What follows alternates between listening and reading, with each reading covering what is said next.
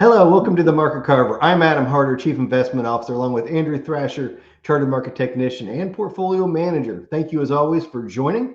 Where we've got something of an economic summit for you today. Our charts and our thoughts are staying within the economic realm, and we've got two categories. Within that, we're going to talk about the U.S. dollar strength that we've seen over the past several quarters, and then inflation expectations. Both of which are really of enough significance that we kind of devote the day to talking about these two. And let's start with the dollar, which is, like I said, has been really, really strong as of late. I've got a chart that we'll throw up here to really give you the context for just how strong it has been. It goes all the way back several decades. And I put in yellow periods which have coincided with market distress. And as we often see when the dollar surges, and not necessarily reaches peak values, but it's often the pace with which it gets there. So it doesn't necessarily make it all the way up to the top, but at times where it is went straight vertical very quickly, like it did in 2014, it can inflict a lot of damage, particularly in emerging markets, and cause distress there. But we'll start by looking at 1985, which is really the all-time peak. Which is on the heels of when we had really high interest rates in the early 80s, and the dollar became so overvalued, so high in its value, that it really began to cause a lot of damage, particularly in Mexico and other Latin America. And what they had was the Plaza Accords, where a lot of the major nations around the world at the time, Japan, certainly Germany and other major European countries, they came together and through coordinated actions decreased the value of the dollar. Which was good and really healed things economically, which needed to take place. And so we're not quite back there today, but we are in the 99th percentile of all readings going back to the free float era, which was in the early 1970s. So this doesn't necessarily mean impending doom, but the dollar can be somewhat of a wrecking ball that can choke off growth. And for me, it's not necessarily when it's high in value, but when it's overvalued. Meaning that it's trading at a higher level than the underlying production capacity and what your dollars actually purchase can mean. When things are closer to trading to their fair value, economies just work much more naturally. And you can see that on the next chart here. We are extremely overvalued. This is a Bank of America reading. You can find similar ones. They will show you similar things. This doesn't go back all the way to 1985. We would certainly find it more overvalued then. But in terms of the modern era, we are certainly back there. And this has the attention of the administration. Some commentators are calling what could turn into a Mar-a-Lago Accord, where they try to do a similar thing with other countries and try to do this again. It's easier said than done. You have to have, again, your willing counterparts that also want to see the dollar go down, which is not always the case, particularly when you have China at such a big weighting in terms of the global economy. So we will see how that goes, but the entire global economy would function a little bit better if we get that dollar strength to come down. So that's the dollar. I'll pass it over to Andrew to talk about inflation and particularly expectations. All right, thank you, Adam. So one of the topics that you're seeing a lot in the news, I'm sure, is the price of eggs. The price of eggs keeps going higher. Grocery stores are running out of eggs. There's been scarcity. Seen some reports where egg trucks are getting stopped on the highway and people are trying to ransack their eggs.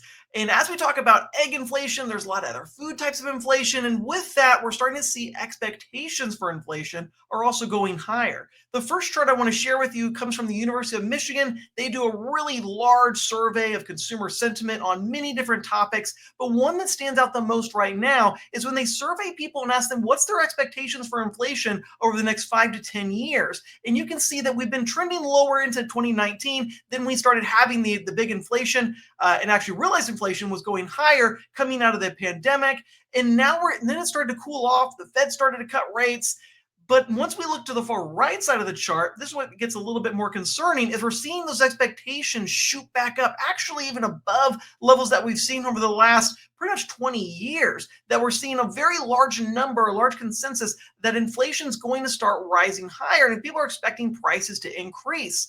And so this is partly matched. This can also create inflation, where people start pulling demand ahead, and they believe that prices are going to go higher, and so they start consuming more now, believing that prices will go up, and that then begins to create the inflation as we start seeing more demand for goods.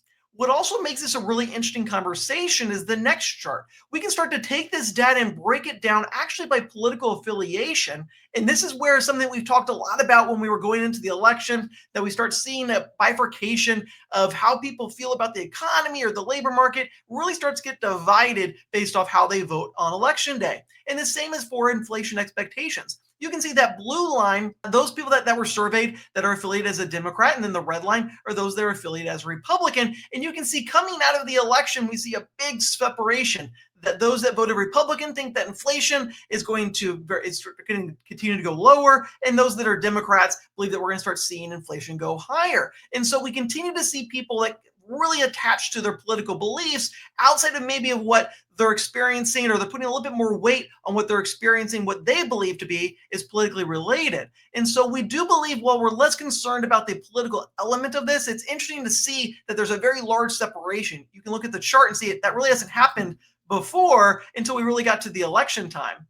But why this is concerning is what I just described, that people, this type of information, if they think that inflation's going higher, they can be kind of self-fulfilling, and they start increasing demand for products now, and then that gets that inflation ball rolling. So this is something we're going to continue to actually watch the hard data, where we actually start to get the information on prices as that starts to come in over the coming weeks and months, and start to see if the data starts to creep higher, and kind of confirming what the survey data is suggesting. And this is something we're really going to be fine-tuning, watching specifically for that fixed income part of portfolios, as some of those the bond portfolios can be much more sensitive to inflation and those expectations, and then ultimately what happens with interest rates. And that story just kind of continues to go on, but it's very much something we're focused on and watching as an allocation team. Yeah, absolutely. And ironically here, and this is just so serves that the market, I've been in the fixed income land, can have its own point of view. And interestingly, over the past several days here, as I think you know, we record on Tuesday, interest rates have been falling pretty dramatically, which is, the opposite of what you would expect with this inflation. So we'll see which way wins out. And these 2 points are really tied together, because it's going to be very difficult to have the dollar ease while you have expectations for inflation moving higher. And that's because as long as we see this, the Fed is going to be very hesitant to lower interest rates. In fact, they could go the other way and raise them. And so with interest rates staying elevated, it's very difficult for the dollar to ease, because we're staying in such demand for foreign investors looking for higher yields. So seeing all this weave together is going to be a significant piece of our attention. And as always, we'll make adjustments to the portfolio as we see the results of that. So, hey, thank you for sticking with us through this kind of economic summit. We sure appreciate your time. If we can be of service, please give us a call, 800-928-4001, or scan the QR code and do it electronically. Thanks again, and have a great weekend.